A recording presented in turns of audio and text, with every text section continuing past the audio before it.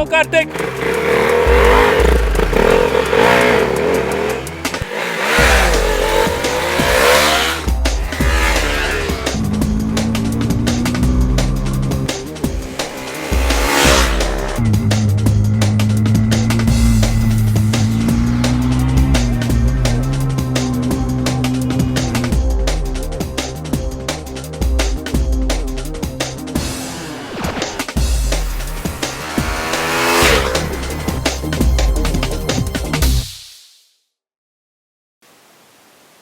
Now this motorcycle needs no introduction. We've all been waiting eagerly to get our hands on it, and now that I do have it with me, we're going to jump straight into the road test and tell you all about the KTM 390 Duke.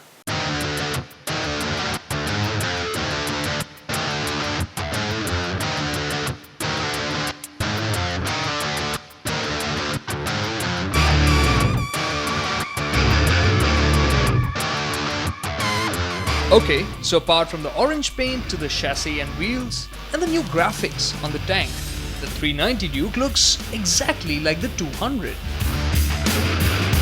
But it is a very different motorcycle. So where do we start? Well, how about at the heart of the matter? Compared to the 200 Duke, the 390's motor is 95% new. It has a bigger bore and stroke for 373cc of high compression displacement. It has a new forged piston that pumps away to deliver a whopping 43.5 bhp of power and 3.6 kilograms of torque. And that is only half the story.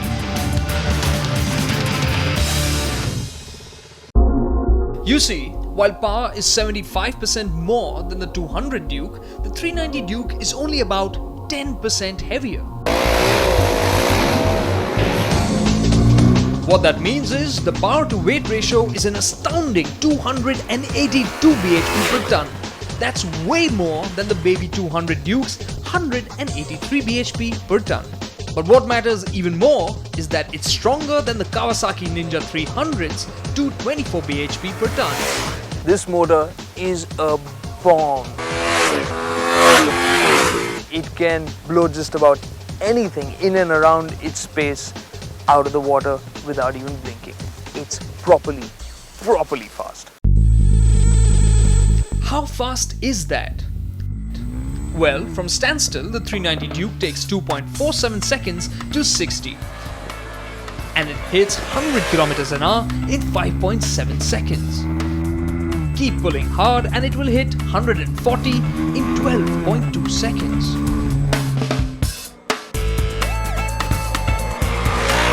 And here's how that compares with the Ninja 300. Impressive? Hell yes! Top speed is a true 162 km an hour. The good thing is that this motor doesn't need to be revved all the way to the limiter. While it will rocket to its 10,200 RPM redline, the 390 Duke is more fun when you shift up gears a bit early. Then you just sit back and let the massive mid-range rocket you forward. Charging out of corners at warp speed couldn't be easier.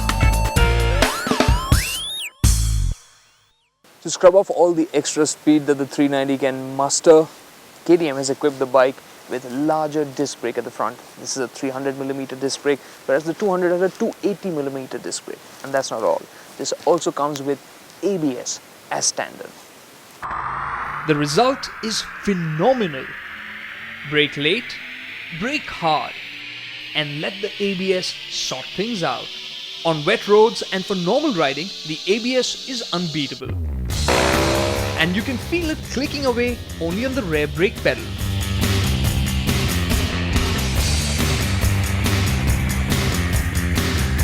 Overall, you can just focus on enjoying the ride.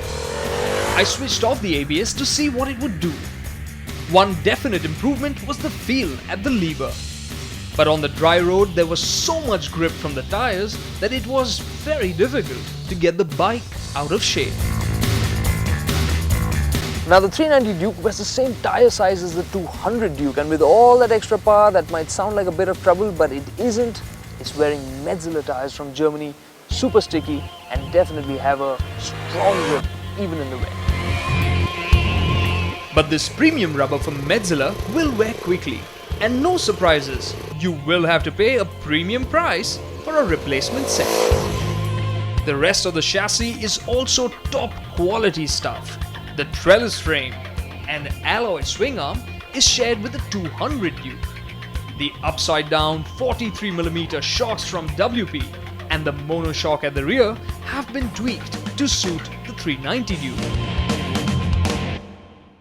Now the seating position is sporty as you'd expect. Your feet are pulled back. The saddle height is also a little bit lower than before, and of course you tip forward into a wide handlebar, which just makes it nice to pitch this bike into a corner. Obviously, I was expecting the 390 Duke to be a cornering addict. Even then, it was a pleasant surprise that it hasn't been overwhelmed by the jump in performance. Not at all. It's neat and neutral as it guns through corners.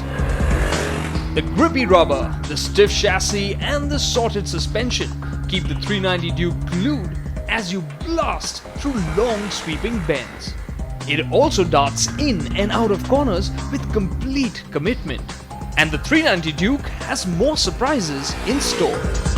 Considering the performance that the 390 Duke has to offer, it really is no surprise that the ride quality is a bit on the firm side.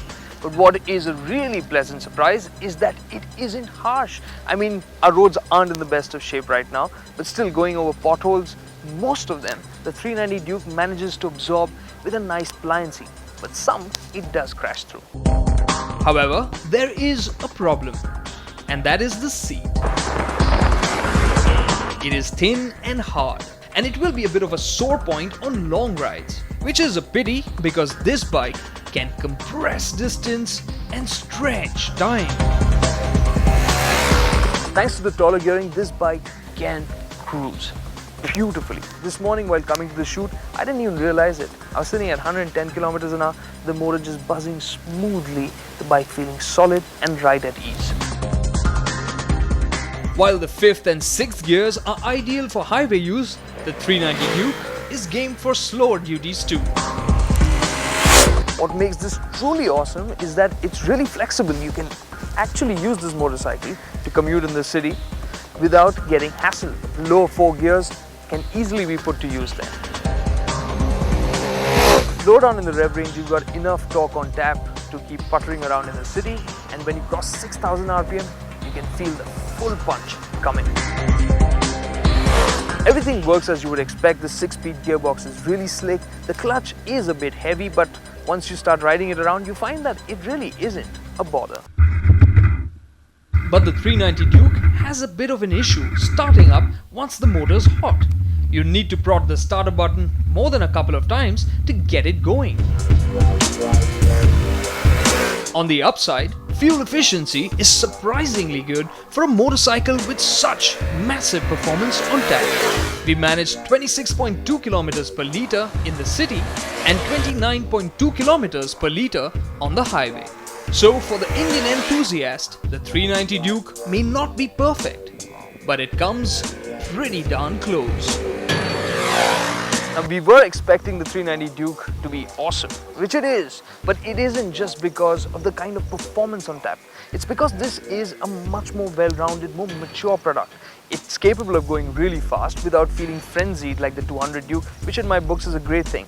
This is easygoing, yet very, very fast. It's capable of doing city stints and extremely comfortable cruising out on the highway, can do many long stints there.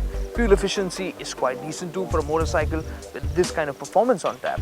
All in all, this is a very strong product, and with the upgrades to the brakes and to the tires, a really fun tool for weekend blasts as well.